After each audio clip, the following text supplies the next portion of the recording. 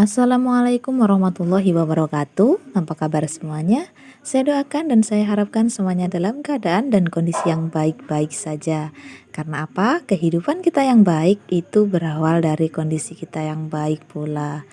Bersama saya Dewi Putriani, di sini kita akan belajar bareng dan berbagi informasi mengenai berbagai hal.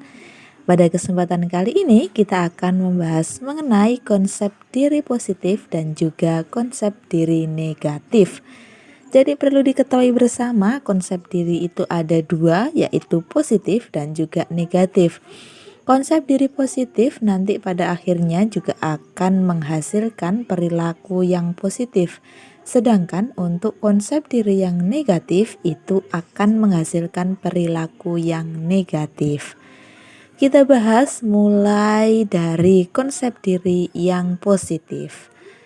Konsep diri positif ini adalah konsep diri di mana individu mempunyai keyakinan terhadap kemampuannya dalam mengatasi setiap permasalahan yang dihadapinya.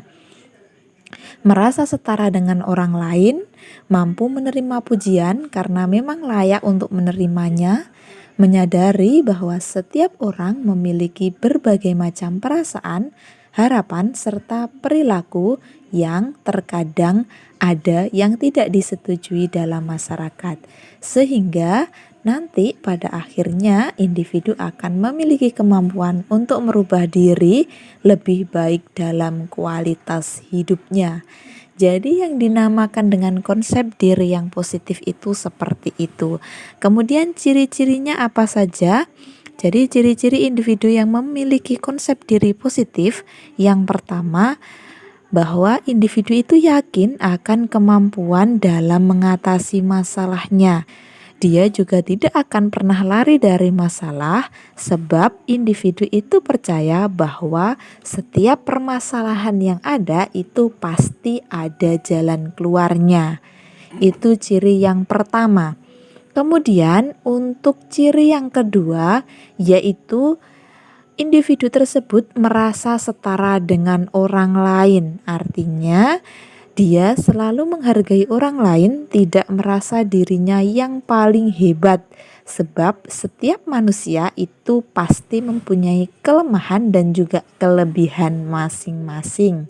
Kemudian dia juga tidak merasa sombong dan suka mencela ataupun suka meremehkan siapapun, karena individu tersebut akan merasa bahwa setiap orang itu sama, artinya memiliki kelebihan dan juga kekurangan masing-masing.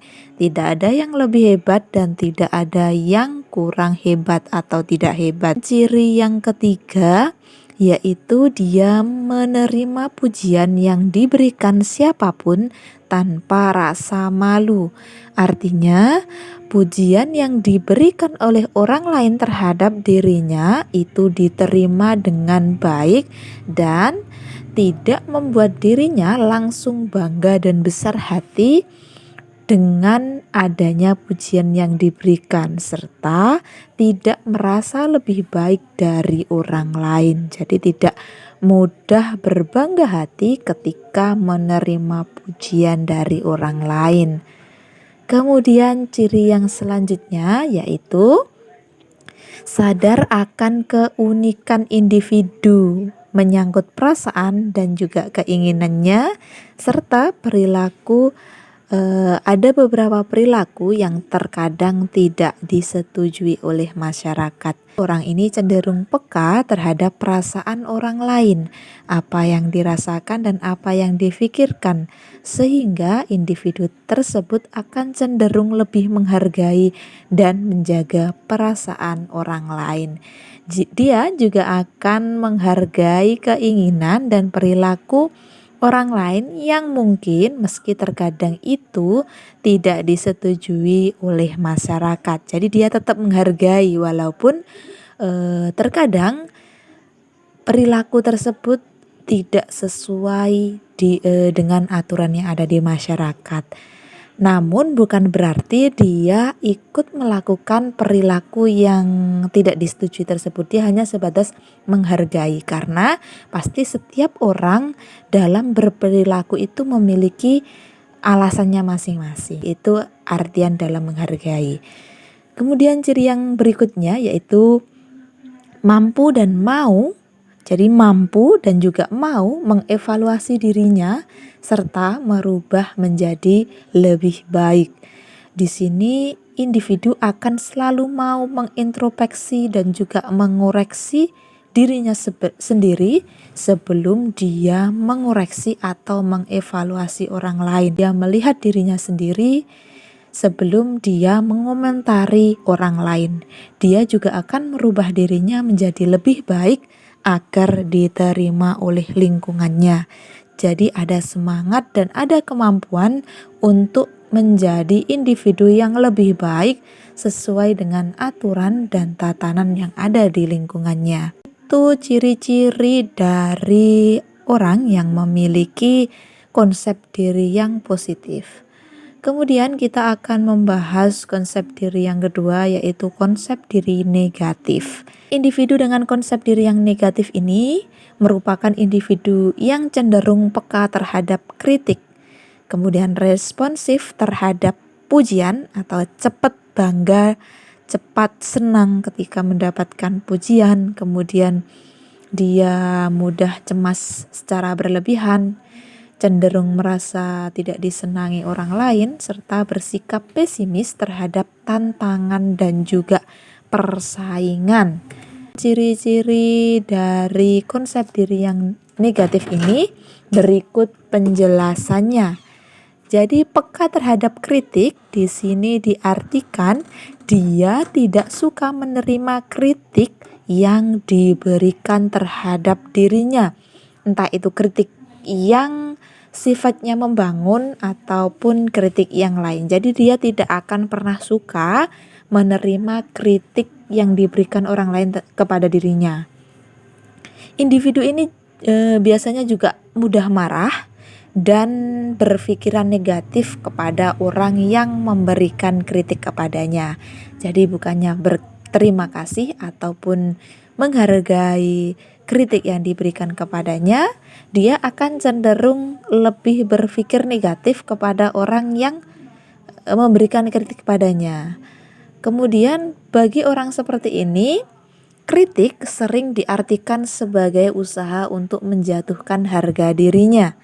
Jadi inilah pikiran negatif yang menganggap bahwa orang yang mengkritik itu adalah berusaha menjatuhkan dirinya. Jadi kritik itu dianggap sebagai upaya orang lain untuk menjatuhkan dirinya. Kemudian dalam berkomunikasi, orang yang memiliki konsep diri negatif ini cenderung menghindari dialog yang terbuka dan bersikeras mempertahankan pendapatnya dengan berbagai pembenaran menurut logikanya sendiri. Orang yang memiliki ciri konsep diri negatif ini susah menerima pendapat dan juga susah menerima kritik dari orang lain. Kemudian dia juga menganggap pendapatnya itu yang paling benar. Dia akan mempertahankannya dengan berbagai macam pembenaran menurut logikanya sendiri. Jadi itu ciri pertama dari konsep diri negatif. Kemudian untuk ciri yang kedua, responsif sekali terhadap pujian.